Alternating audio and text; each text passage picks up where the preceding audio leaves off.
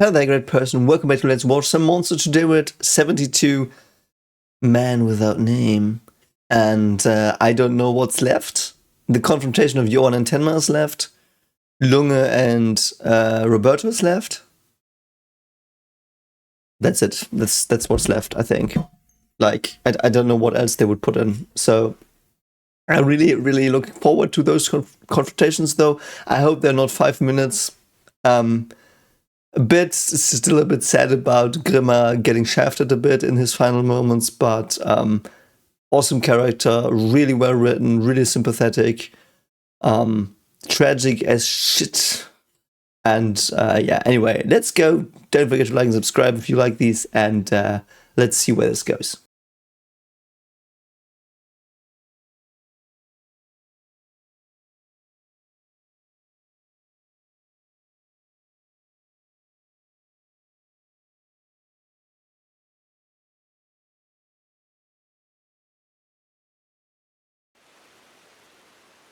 So, Man Without Name. Oh, it's that one ding dong. Oh no, he's dead. Okay, and we know she's dead. That was awesome. Like, the Erika scene was so awesome, man. How many bulls did they have, though? And so we do go to... perhaps Roberto's the Man Without Name. Was Roberto in Kinderheim 511? Probably. No, nice. Perhaps a bit too old. I mean, knowing Roberto, he knows how to counter police investigative charging into rooms and stuff. Why would he do that? Isn't that dangerous? Oh god. Was that him just hallucinating? That's very well shot. That's very awesomely directed. Oh, come on, man. Why did he go to the shower and open it? Like, it was obviously sound distraction, whatever. Oh my god. You must be Roberto. Nice to meet you. Yeah, of course, I don't care. That's actually... Lunge's actually trolling her. I love that Lunge's like being a little cheeky asshole in his last moments. I hope Tenma just saves him. Lunge doesn't have a conclusion, really. Oh, are we gonna cut away? Yep, of course. Why else? It's like so tropey, holy shit. And obviously, we cut away. Yeah, that's true. At least he's free now, I hope. Like, depending on what afterlife this show has. Yeah, where are you going? Oh, perhaps is Nina gonna save Lunge?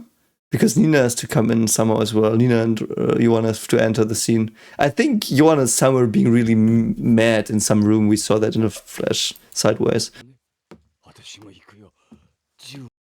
Okay, brilliant. Okay. By the way, Roberto not having a name is like... The theme is weird a bit. Because Johan also says he has no name. I think it's like, literally, like, it's untrue because Johan is called Johan. Like, that's what people call him by. And, like, why would you not be like, okay, that's my name? You don't, like, it's basically, you got named a bit later. So I don't think it's literally that. I think it's more metaphorically that they have no roots that they really remember, and that's the problem. So them saying I don't have a name means I don't know who I am, where I'm from, you know, that's a disconnect there. And I do think that's what it symbolizes. because I like literally it makes like if you take literally, it's like yes, it's factually true. You don't have a name that was given to you by birth, but everyone calls you by a name, and like it's like being like I could tell you now, I'm not stories with style.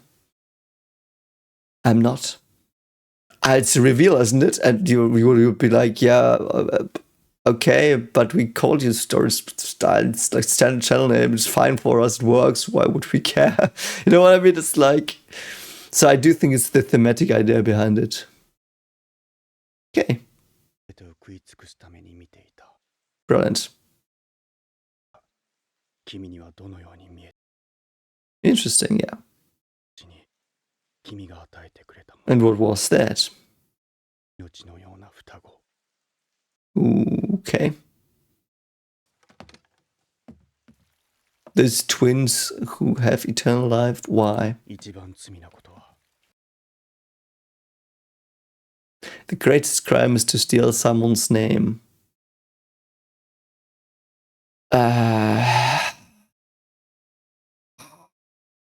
I mean, I get why someone would say that. I wouldn't agree. I think there are bigger crimes, but and again, I do now take this someone's name. Someone's name stolen is even weirder. What does that mean? You know your name. If you're brainwashed, you don't know your name anymore. So it is part of your identity. You don't know who you are anymore. I think it still works there, but yeah. But what about these twins is so cool because they just went through trials. I hope but apart here, he might explain to us why these twins are so special. It's just children. They by chance survived this shit. They by convenience survived. No, I'm sorry. I mean, the idea is that through chance they survived this, and everyone might have interpreted too much into it.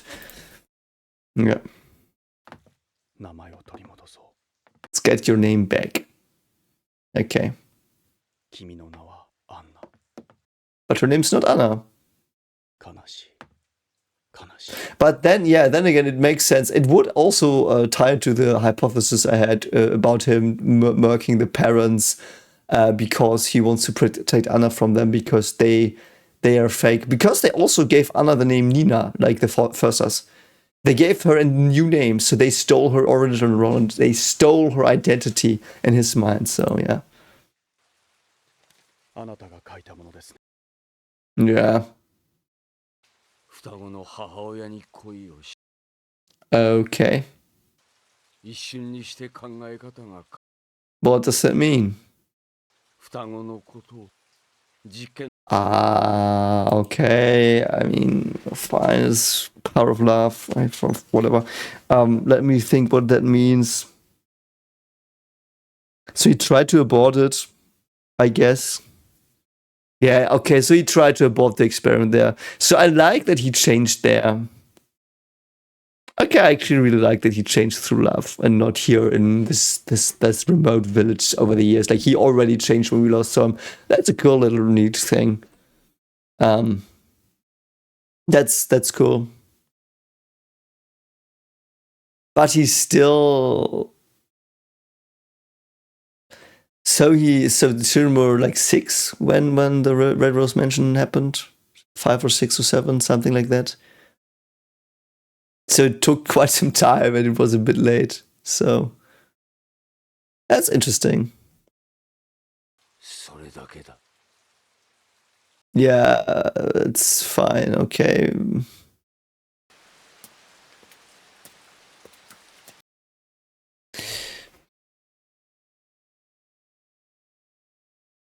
I'm thinking here. I don't know. It is again this positive outlook of I can change even if I'm evil and a monster.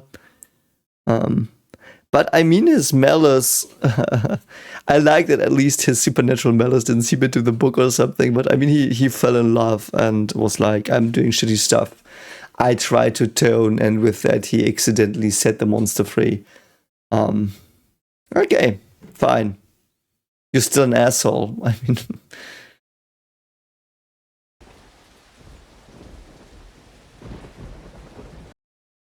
I like that it's a bit like that's also a bit tropey, but it really fits. Like this is really awesome. I like it. What happened there? Oh, yeah. He had a second gun. Okay, Lunge had a second gun. I remember. Oh, awesome. He shot through the chair. Awesome. No, double tap him, please. No. You know what you do, Junge? You take the gun, you shoot him in the face, and you shoot him in the balls, and you shoot him in the face, and you take the shotgun, and you shoot him twice in the face and the balls, and then you like decapitate his corpse, and then you bury him, burn him, like, and then like shoot him into space so he doesn't. And then next episode he will be like, "I'm Roberto, I'm back. I got bruised a bit. I'm sorry. I really like." Okay, let's go, Roberto. Give me some rebuild, perhaps. Yeah, that's what I want, so don't. Yeah, why do you follow Johan? What does that mean? Why? He's on vacation. Like, what's the problem? Oh yeah, I forgot, yeah. Yeah, thanks. I've watched the past 72 episodes. Thank you.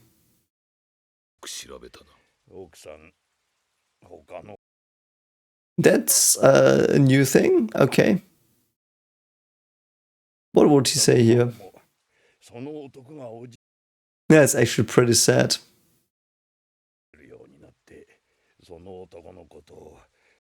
That's really fucked though, man. That's really fucked though. I know that because my children like my children call my father obviously granddad, and it's really cool. Like they love him so much, and like in that situation, it would be so fucked. I don't know if he can care though that much. What does he think about all that? Is he trying to Roberto Lunge? Shoot him, shoot him.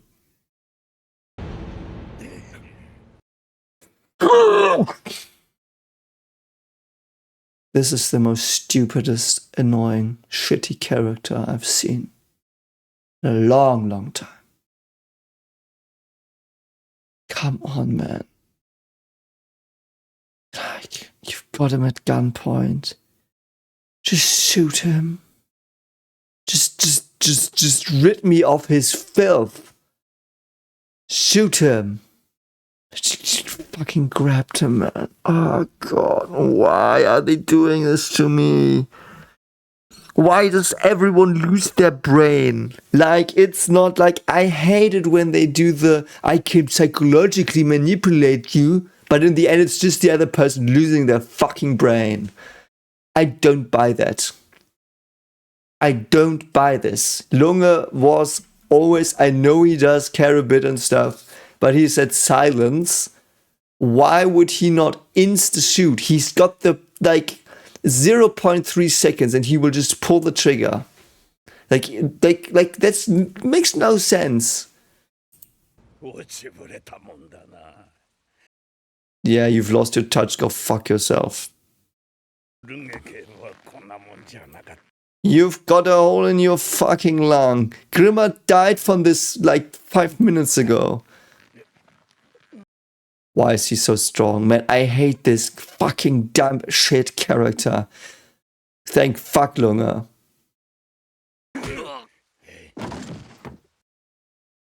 Man, I'm about to skip this. I'm sorry. I just want to see if Lunge gets him. Like, Junge, please just kill him. He's got a wound in his fucking side. What the fuck, man? Shoot him. You've got a gun. Shoot him now. What are you doing? Shoot the fucking shit. You've just got a shoulder wound. What are you doing?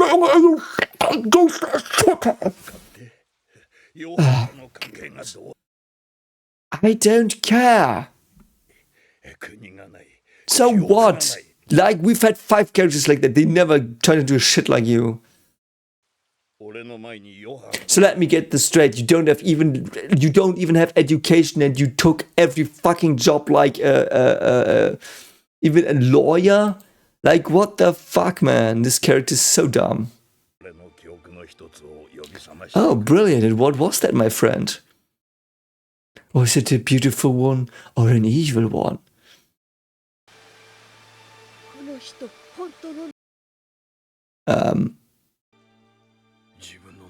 His name is Grimmer.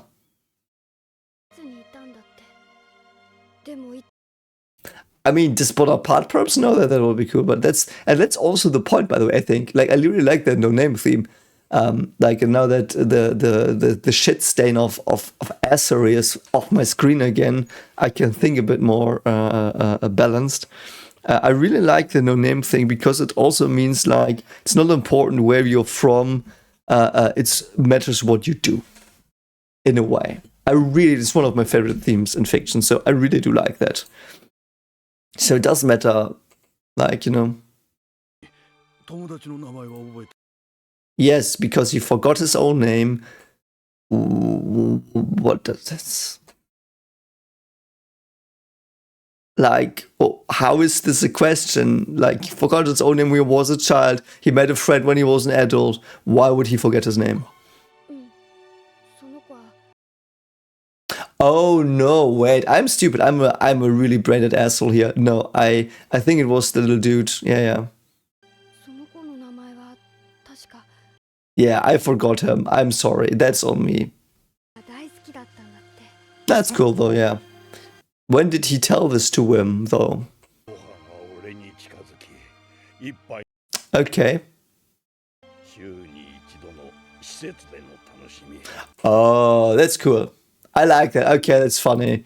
Okay, so the insect asshole is Roberto. Okay, that's cool. That is really awesome. I like that. That's really cool. That's really awesome.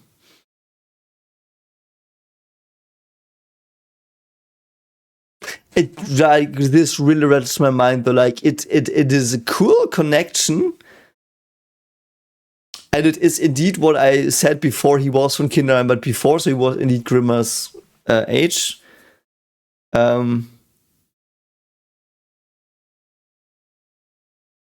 that has nothing to do with the ridiculousness that his impact on the story is. Like you know, like it's cool, it's sweet, but like the only question now is, and I hope they clear that up. Did he remember Grimmer's name, and do we get Grimmer's name here? That might be cool. We don't need it, as I said. I like the theme, but I hope he does remember Grimmer and he doesn't realize that he just gunned him down, like all his dudes did. Oh, apparently that was not where we are going. Okay, so does that change anything about Roberto? No, nothing changes. He's still an asshole, shitty ass fuck. Just because it's got a little sob story now that, like, he remembers Cocoa. Like, just because, because that's the thing now, by the way, because the theme of, if you don't remember your name, you've got a new name, and that's how people know you. With Roberto, that's the reverse. Okay, I do like the idea of, you know, I really like the idea of, like, the dichotomy of Grimmer and Roberto, that they both forgot their name, and, one has sweet memories, the other one not that much. And what they became is one became basically totally evil, and the other one basically did become very, very good, so to speak. So they both chose their names. So I really like that idea. That's actually pretty cool. Still, I really like... If they wanted to do, if this was always the plan with Roberto, I would have written him so differently though in some of the scenes where he was just random mook that had magic powers and stuff. And like, and man, the library scene, I would have not, like, that really fell out of nowhere then. Like, if this was the end game for Roberto, this reveal, and if Grimmer was already planned and all that stuff, or the idea was already there when it was serialized, like, I would have never, like, that's writing a scene like the library scene where he so obviously should have died. Like, I would not have done that, man. I think Roberto's idea, like, I now know what they were going for with Roberto. It's the opposite of Grimmer. Grimmer doesn't know who he is. He chooses the path of good. Roberto doesn't know who he is. Chooses the path of bad. Both have still some pleasant memories of before. It also implies, by the way, that Johan magically knew that was his core memory. Perhaps he read it in some files. Yeah, perhaps let's fan wing that away. Johan read it in some files that Roberto did have that weakness or that memory, so he gambled. I do think that's actually pretty reasonable to assume that happened, and that's how Johan knew. But the themes that Roberto, as I said, the theme Roberto has going now is really a lot better. I have to say that. Like the theme of being the antithesis to Grimmer is really, really cool.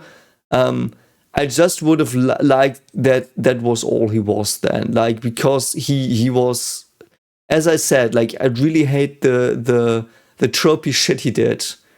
But I'm gonna say, not gonna lie, I like this a lot. I like together with Grimmer, he's at least a character. And I like the ideas here. And here, by the way, and as I said, I criticized the last one, so I will say here, this that worked with is just a theme. Like, it's just a theme of them being mirrors, but it works here for me really well. Really, really works well. I'm very satisfied with this.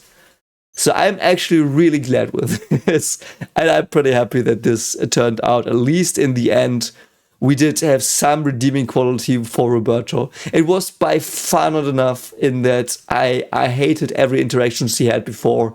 But now this backstory thing, I really like it.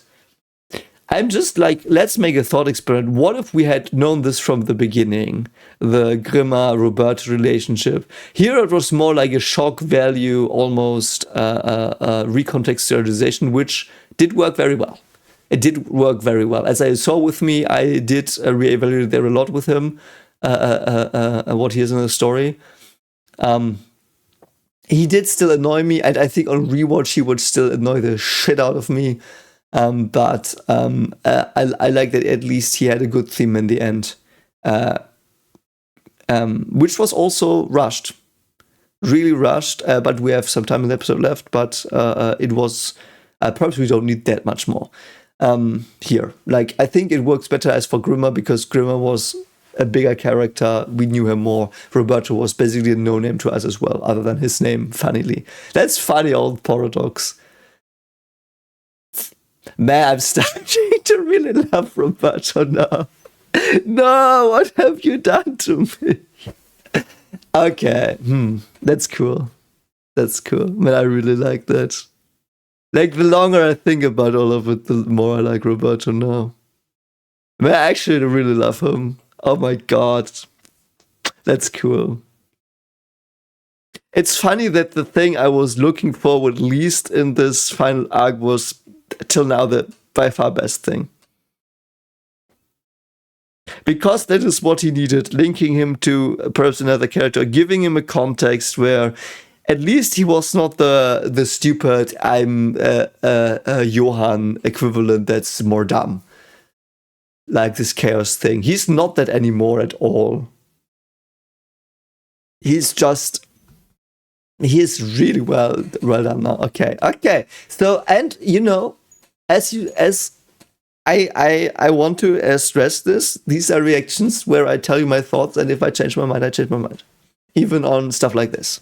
So, just so you know, I'm honest with you, and I know you might be like, you are, man, why are you so... It isn't fun if you are so stuck up your ass and stuff. I know that cannot be fun when watching reactions, but I don't want to lie to you. I want to give you my honest stuff. And here as well, it can be negative when I criticize pacing and stuff. But again, this was really, really fucking well done. Not gonna lie, this is probably the favorite thing of my arc right now. And I really love Roberto now. Which I might put in the thumbnail. But yeah, so and as I said, like, and I'm not making this up, I really, really, really love this. And I hope you at least can give me, even if you don't agree with my opinions here, which I think many don't. But I do think you hopefully see that I am open to stuff. So anyway. Yeah, that would be nice.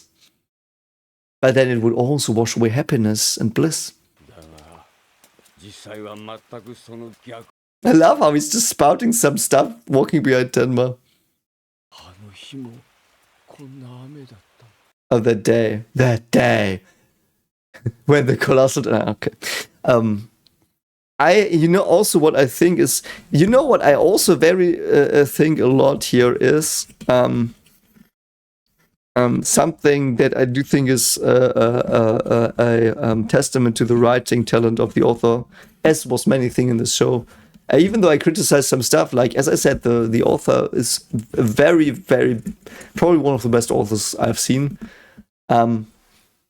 The instant these tropey characters get something human that's special and complex, they work. It's basically making them from one-dimensional to two-dimensional characters, all these little things. With Bonaparte as well, the laugh thing made him a bit more human, at least. Like, I would have liked perhaps bigger reveals to some stuff and more reasons, but on an emotional character level, like, this is done very well. It was missing from other things before a bit, unfortunately. Yeah, I do think they could have taken more time with some of the stuff as well, but I do like that the author manages to at least... And again... I'm unsure if that warrants it, though, having these tropey one-note characters in the show for such a long time, and then revealing suddenly that there was this little thing that makes them two-dimensional, but never being teased. That is the thing where I would be like, I'm unsure if I like that, and if that's how I at least would do it. I would, and I do think it's just a different writing philosophy. For example, in my stories, or like let's take the web novel, which is very long, and I know when characters have hidden backstories. Many have them. Like, there's a lot of recontextualization going on in my story as well, and it's starting about like in... I don't know when you're watching this, but if I do think it's currently starting.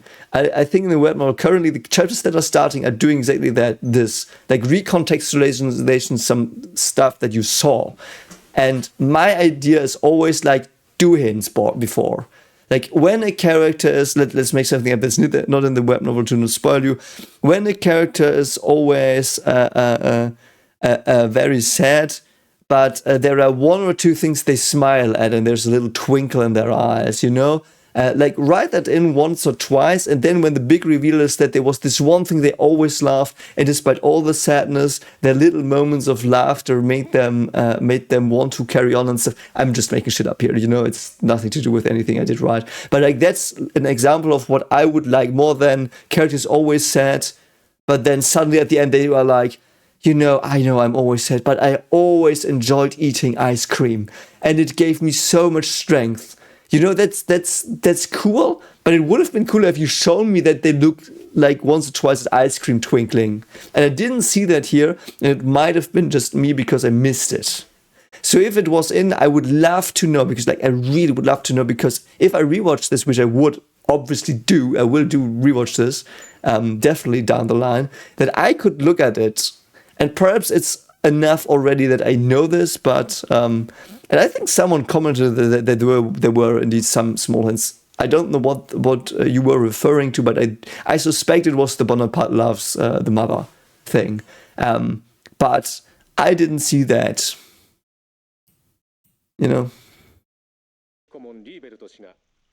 Oh, that's where you saw Johan. Yeah, okay. Oh, he was a bit younger here as well. Really cool though, that you saw it. Oh, he went to them. Interesting. Oh, interesting. That's cool. Oh my god. But he's not evil here. He's good. Oh, perhaps he's trying to murk them here. And that's why Anna might shoot him. And he might shoot Johan. Anna might have not even shot him. I don't know. And again, testament to the faces. The face drawings are so awesome. Did he whisper something? Did he trigger this somehow? Interesting. Oh wow, Chandler looks so young. I don't even remember him looking like that. Awesome, man. Oh, he guessed at her. Okay. I mean, fine. It's like, it's one of these, he supposedly can do that. I mean, it's also with Anna, it is more believable that he can do this because he like brainwashed and conditioned her for like a year or whatever. So it's actually pretty, yeah. Yeah. Okay, that's cool. Or didn't he? Perhaps he didn't gaslight her. But he could have. Why did he run away though? He could have just gone to the hospital and be like, hey, this is my son. Let's go, and like then I don't know. Okay. It's funny that he's got this love theme, and he's such an evil dude. Like he changed. It's the question though, how long? I mean, that's basically why the way this is a really cool and intriguing idea.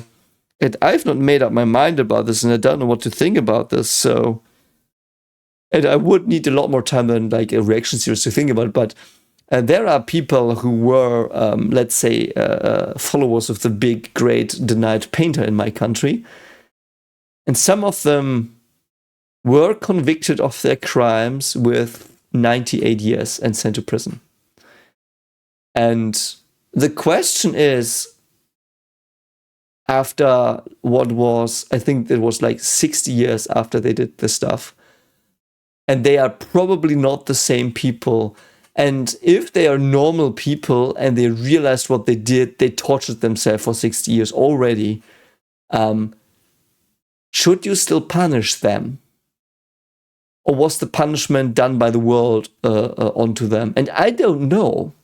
Because one part of me is like, yes, they broke the law. They did so much horrible stuff. But when they changed, but should they have changed? They're different people. So are you really like convicting the same people? Because the people that did it basically don't exist anymore.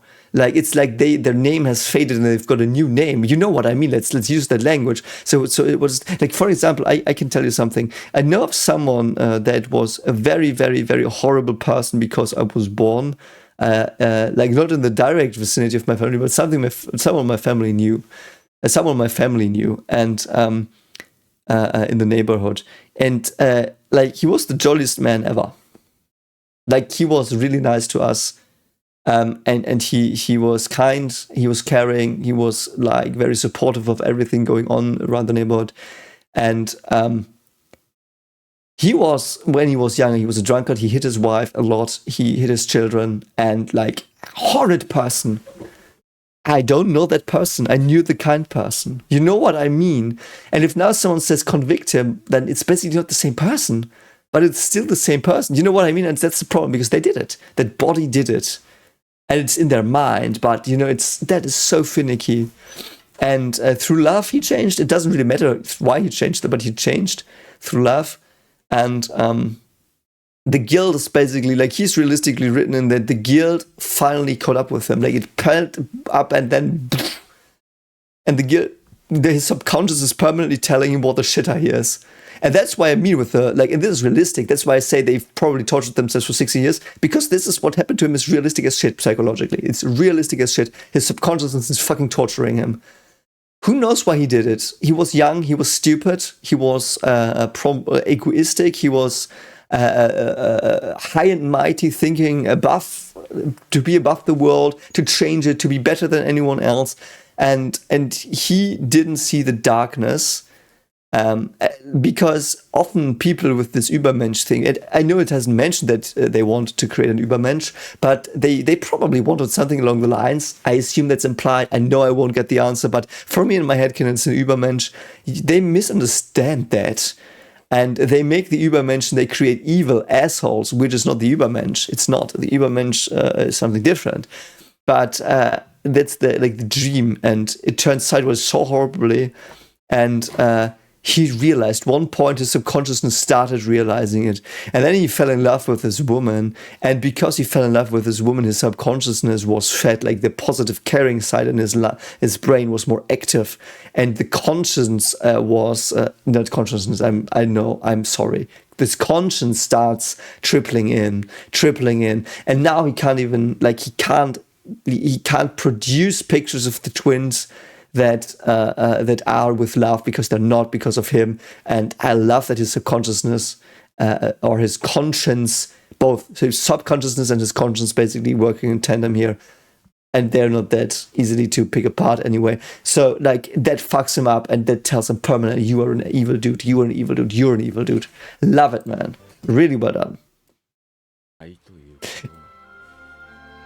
You know, I have to say, I'm really glad the writing is like back to where it was.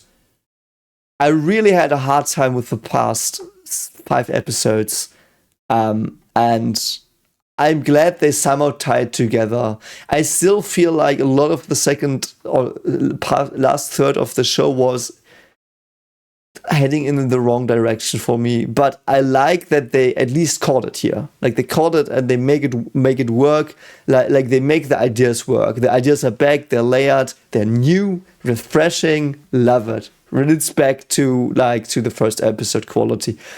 It just had a hanger for me. I do think it's over, by the way, because the Roberto stuff was bang up. Bonaparte right now is like fucking awesome stuff. Really well written and really interesting as well to me, and like this resonates a lot more with me again, and I'm really glad it does. So I'm having high hopes now for the ending, yeah. I think I don't know if it was my own focus on the mystery boxes, but I do think, to my defense, I feel the show pushed the mystery box with cliffhangers, with gunshots that were cut away, with revelations that were trickled in that, like, you didn't need that. I do think it would have probably worked better for me personally if this Anna has 2 lines of revelation stuff would have been all here in this part a bit, and it wouldn't have been tickled. I wouldn't need it, because the show was fine with the side characters. Like, they were a strength. And I think we didn't need this. It feels now a bit in hindsight like they tried to hook you, keep you engaged, even though I was more engaged than like with side characters and with this story. And the story detracted me from the side characters a bit. I still stand by that the side characters became a bit samey in that the ground idea was the same. But I do think the mystery box also detracted, because I'm a puzzle dude. Like, I love puzzles. I'm shit at puzzles, but I love them. And you know that by seeing that I am not that good in predicting stuff sometimes. Sometimes I'm very well, but I'm doing very well, but, you know, and I don't know. Yeah. So I'm just glad it's back on track. Man, I feel it's really back on track here. I hope I won't eat my words, but for me, the biggest gripes have at least been addressed, which is good. Very awesome. Oh, they're still going there. Is gonna Bonaparte gonna survive, though? It doesn't matter anymore, though, I think, for him. I mean, you made... Yeah, basically you did, yeah. Yeah, but that's your job. You know what I could be like? I could be a very, very bizarre argument. And it's a fault in the argument that I have. And I'm glad they put it in. Because this is actually the fault in my... and I still stand by it. I think it is something I would be like, yeah, okay, we have to take that. That's the downside of seeing it like that. The idea of, he's a doctor, he saves people, the police people lock bad guys away. Like, that's their role. Like, let them do that, and like if you like, don't do something of the other role, because that's not your responsibility. You know, that's basically what I said several times. I hope several times, and I still stand by it. But it would also mean that there are people who have to experiment on the fringes of existence to potentially get something good out of it.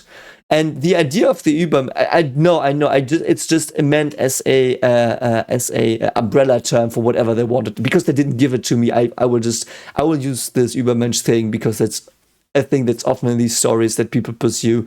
And I know it's not in the story as far as I know. So I hope you understand it's just my analogy. It's just an analogy. I know it's not in the story. It's analogical. So them being like, we have to create an Übermensch. Or Frankenstein. We have to create life. We have to do something incredibly brilliant that we think will change the world for the better, and the better in their frame, which you can argue against already, which is bad. But these people have to exist as well, and it's their job. So let them do their job. So you could say, like, he's not at fault for creating the monster. Like, it's not his responsibility to create the monster. Wouldn't that be the conclusion from my way of thinking? Let me know. Because I think that's actually what you could conclude from. It's not Tenma's responsibility to like, basically it's not his responsibility to stop the monsters. It's his responsibility to do experiments that explore human being. And perhaps he's evil because the methods he's using are evil. Like, I do think he's responsible for hurting people.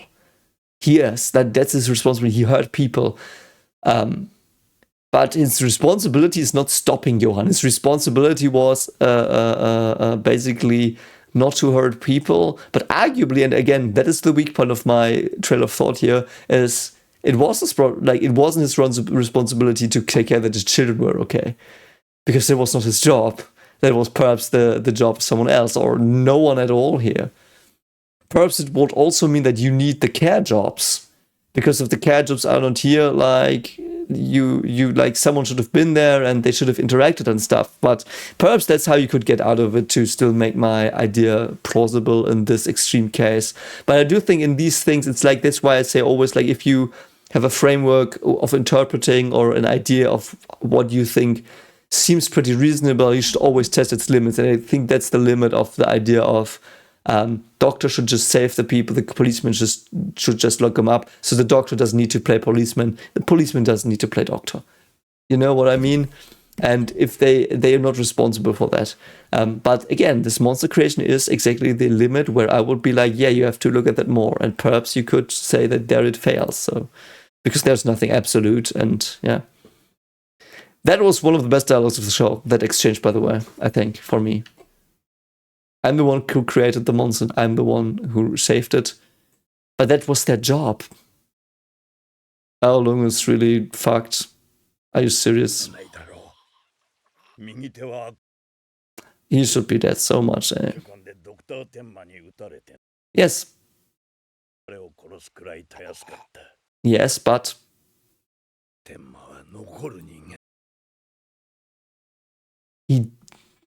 that feels a bit retcon. He definitely acted as if he was to shoot him. I think he actually shot at him as well. I would have to rewatch that. So he's just bad at his job, I guess. Okay. Okay. That's so mean. But so Johan's plan is really to wipe everyone out except for Tenma. So Tenma feels really bad that everyone died because of him, and he was the anti-doctor, so to speak. I mean, I get that.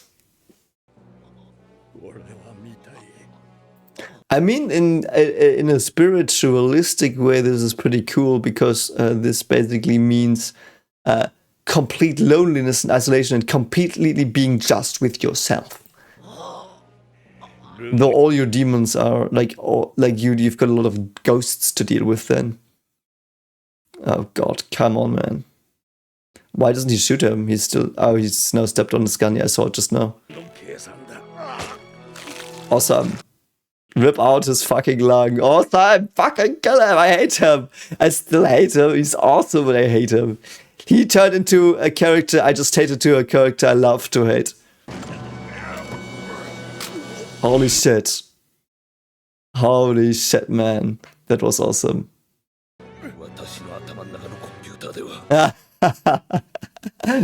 Give it to him. Awesome. That's really awesome. I like that he's crept in there. It was basically the typical crime series, stalling the confrontation a bit with back and forth. I mean, fine. Lunge being badass was like, we got Lunge being a badass and he had to be stupid before. So I mean, I get that. Would have liked this from Grimmer. Anyway, so Johan wants Tenma to be alone and have so many ghosts to do. So he's basically doing the same that he wanted to do to a wolf. I mean, fine. But why has Johan seen it? He always had Anna at his core, so I don't get that. Someone has to explain that to me again. Come on, man, Anna. You don't need to hype him up as this mastermind monster anymore. He's not. Like, he's not this godly demon thing. It's funny that now this feels so ridiculous, this him just looking at ants. Like, no. We just saw in the past scene that Johan did miscalculations. He was 40. Johan starts to make mistakes and stuff, so that's interesting. So he's not infallible, and what he sees is not true as well. That's awesome, because it's basically it's also nihilism in a way, and I like that Roberto was basically, this is nihilism and Johan is my god, and like almost literally he is. Like the way Roberto just behaved is like Johan is his god, and in that I mean not supernaturally, but the highest ideal he has is Johan, or at least what Johan saw, and Johan is the only way there. So Johan is his highest ideal by proxy, and I really like that. Johan seemed infallible, and Johan bringing this utter nihilistic despair in the end was completely, basically, given the finger by Lunge. Because Lunge was like, no, you're not all-knowing. You might err. So that's also very awesome.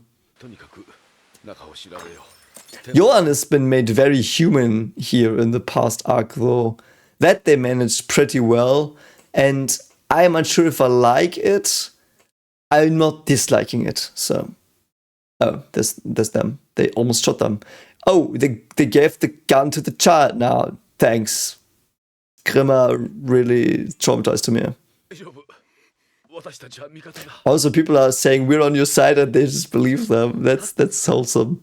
I mean, it symbolizes that trusting is necessary often.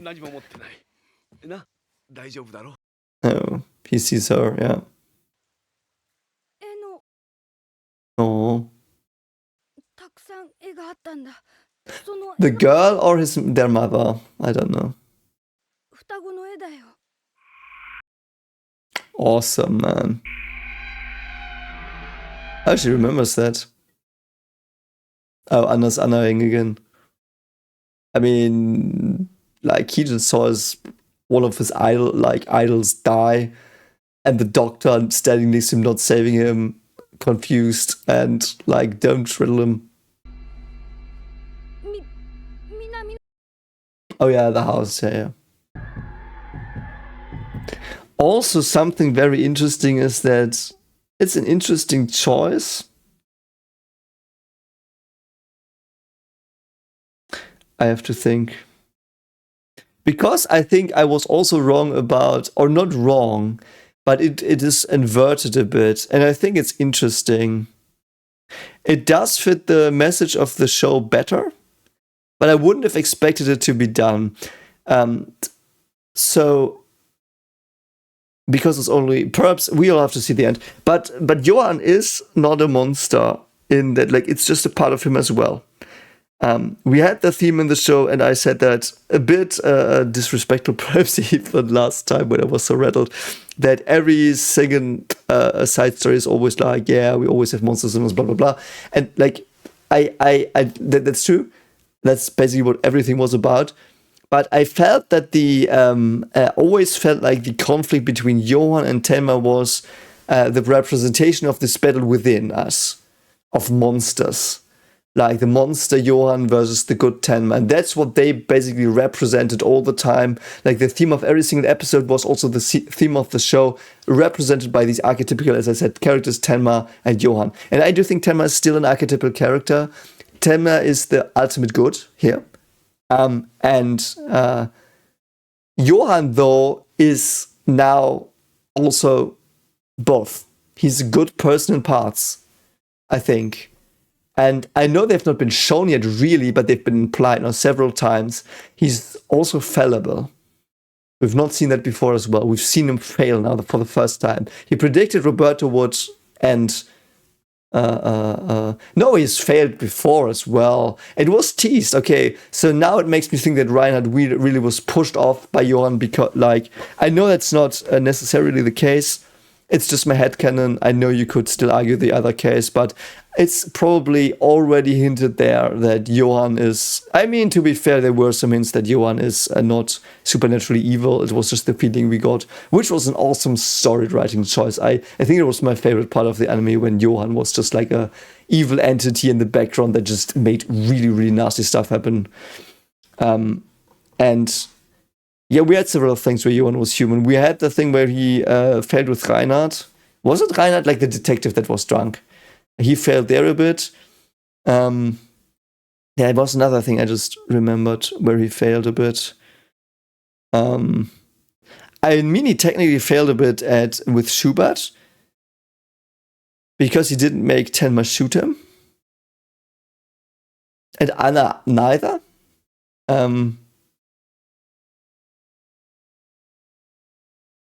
He did fail with... didn't he fail with the Gorilla Boy? No, Gorilla Boy. What was his name? Man, it's so hazy. Was it in Prague? Where was it? It wasn't Wim. Wasn't it another boy that he gaslit and that was saved by Grimma? That was someone gaslit by Johan, wasn't it? There he failed as well. So this faultiness of his, that he's not perfect and can't anticipate everything and doesn't know everything, has been established. Also and you know what? It was also already... so I basically got this already though when he was like writing the messages where the monster inside me is growing stronger. Because that's basically what it was. It was just like that. Johan is not an archetype, even though he was presented like that very, like for the first 20 episodes, he was not an archetype because he himself said the monster's growing stronger. So he knew he was human. So he was still the human in him. He knew that. Probably because of his love for Anne, but I don't know, so.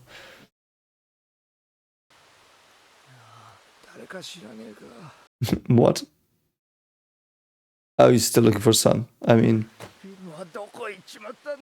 mean, now you care for him.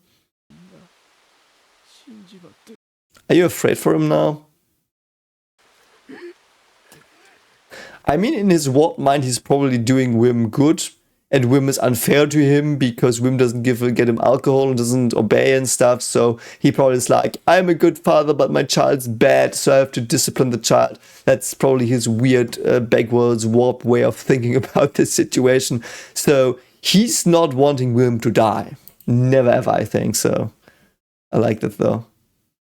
What a fucking broken piece of shit. Because they only see the monster in Johan because he's wearing on the outside. It's basically, as I said, the Jungian shadow everything. Monster's the shadow. Though they don't really integrate it here, they just like... I mean, some have integrated it, but... Yeah, that's probably true. Yeah, that's also true, but we know why. Yeah, he probably also saw them as proxy children, which made it worse.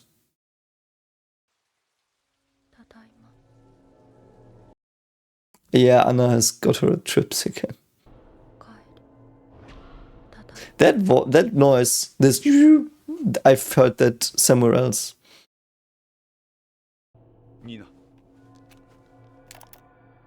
Rudy, come on, fuck you, man. Just fuck you. I know you did. We know. Yes, we know.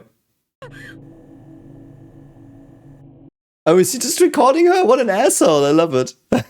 I mean, I love Rudy, but he's pretty shit at his job. I still stand by that. Ooh, those are awesome shots, man. Awesome shots. What's he doing? I don't know. Probably running around somewhere. Perhaps he's in the town as well. like spying Bonaparte or some shit.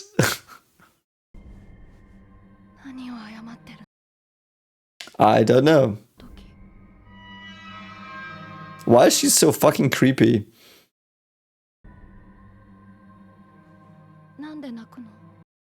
I love how she's just completely fucked, man.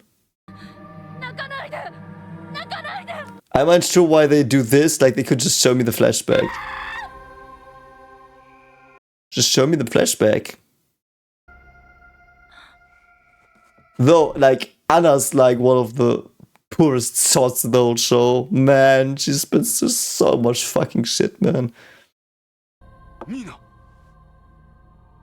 So we got some glimpses again, but you can't afford to just cut away now, because you've got 2 episodes left.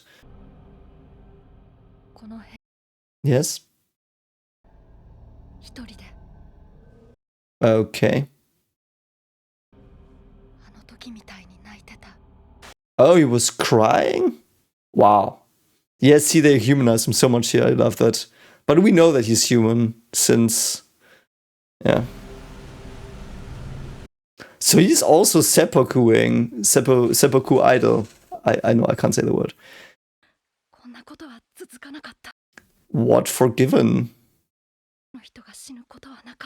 No, I don't think so. So she's survivor's guilting now. Brilliant. She's survivor's guilting this. I do think hers, like, I don't know, because why, like, what did she not forgive him? She never, like, it's weird, because Anna never came off as a person who wouldn't forgive if someone she loved.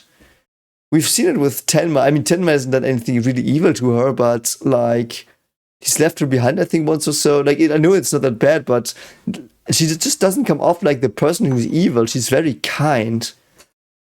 She was liked by everyone, you know what I mean? What didn't she forgive? What didn't she forgive him?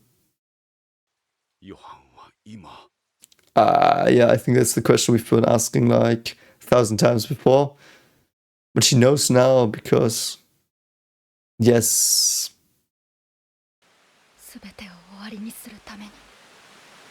I mean, we'll see. We'll see about that. Are you sure about that? I don't know.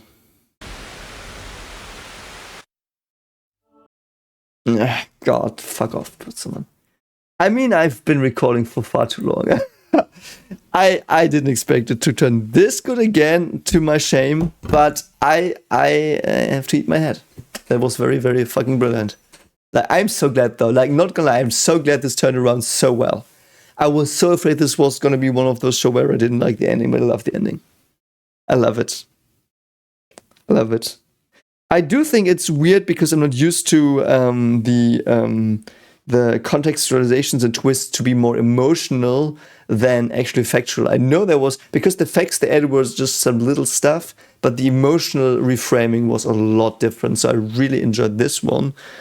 And I don't know why Anna has what Anna means about the forgiveness thing. I don't think, why would Johan need Anna's forgiveness? I don't see why. Because I think he was talking about the day where Anna came back from Red Rose Mansion, wasn't he? Or was he? If he was talking about the day where he ended their foster parents, then I would understand. Perhaps that's something I misunderstood. Yeah, it's probably that. Perhaps I misunderstood. Then I understand, yeah. Because it's all so, because that would also not only be her absolving him, like not completely, but so, like, it would be supporting him in a way. Like, it would be like, because otherwise it might be one-sided in his mind subconsciously, because he's like, I'm doing all of this for you, like I'm killing these people for you, so you don't need to be so you don't need to be afraid, so you're protected. Because I still think that's his thing. I might be really fucking wrong on this, but because there's this human thing in him still. He I think he clung to Anna. In this one tape he said that I never forget Anna or something. So I do think that's his core. His core is his love for Anna. And he wants to do everything to or at least in the past, perhaps it's overwritten by the monster now because it grew. Perhaps it's also what it meant, that the monster that grows inside him is starting to hush, or like to push away the love for Anna from the front of his mind, and like going into its place a bit, and that's his problem as well internally. And so her absolving him would be basically now. I mean, so it would be two meanings. It would be before, it would be that he did all of this for her, and if she forgave him, it would have told him that she loved him back, basically. Which I don't know if she said that yet, really. Or, I appreciate I know you're doing it for me, and thank you, basically. So I know it's fucked.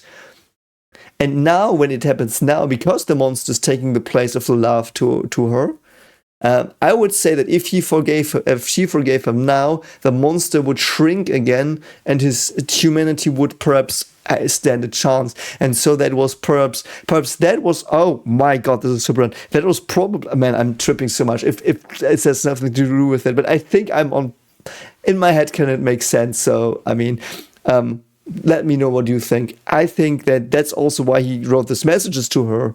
The monster's growing. The monster's growing. He's basically saying, please tell me you love me back. I need it from you. Man, it's so sad. Let's see where this goes. I hope you enjoyed this one. I hope you did, because I think this one was a lot more fun. And I got a lot of stuff, I think, now. It still was really fucking, like, the past 10 episodes, it was hard to react somehow, because it lost me a bit for a while. I'm glad it's back. So, anyway. Thank you so much for watching. Take care of yourself as always, and see you around. Bye.